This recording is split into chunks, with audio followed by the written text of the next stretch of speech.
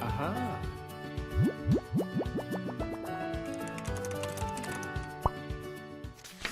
Okay, now I'm going to talk about some basic functions provided by Microsoft Excel. So let's start with a blank workbook.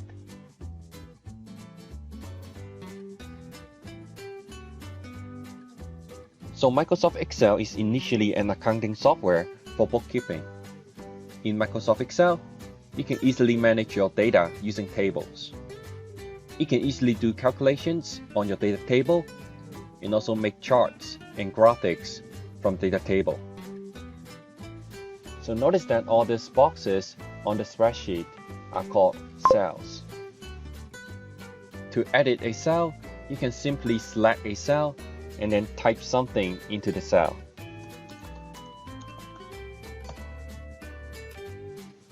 And we refer this cell as A1 because it's under the A column and the first row.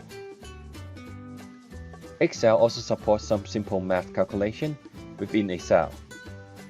For example, we can calculate 1 plus 2 minus 3 times 4 divided by 5 under cell A2.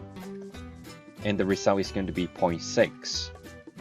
Because Excel is going to perform multiplication and division before addition and subtraction. You can also do calculation with cell reference in Excel. Now let's enter the values 1, 2, and 3 into the cells A4, B4, and C4 respectively. To do calculation with these numbers, we can simply type in a formula and refer to the addresses of the cells, which are A4, B4, and C4. For example, we can calculate A4 plus B4 times C4 using this formula, and the result is going to be 7. We can also include text in the formula of a cell. For example, we can use the operation ampersand to append pieces of text from different cells together. For example, if I want to append these two words, hello world, together, I can simply use the formula A5 ampersand B5. Then in the result, I'm going to just get one single word, hello world. You can also insert a formula to sum up numbers from a range of cells.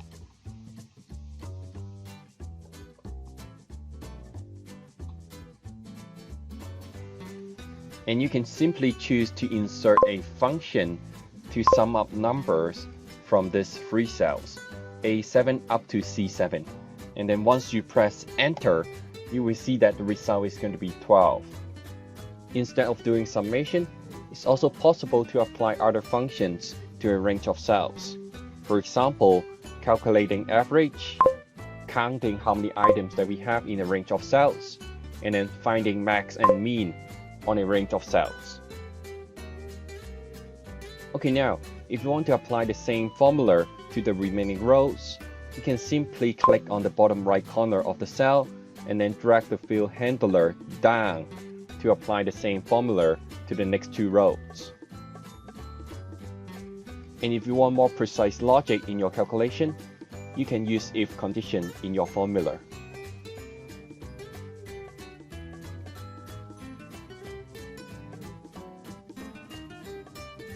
Okay, now let's try to implement the max function using if, and let's type in this formula.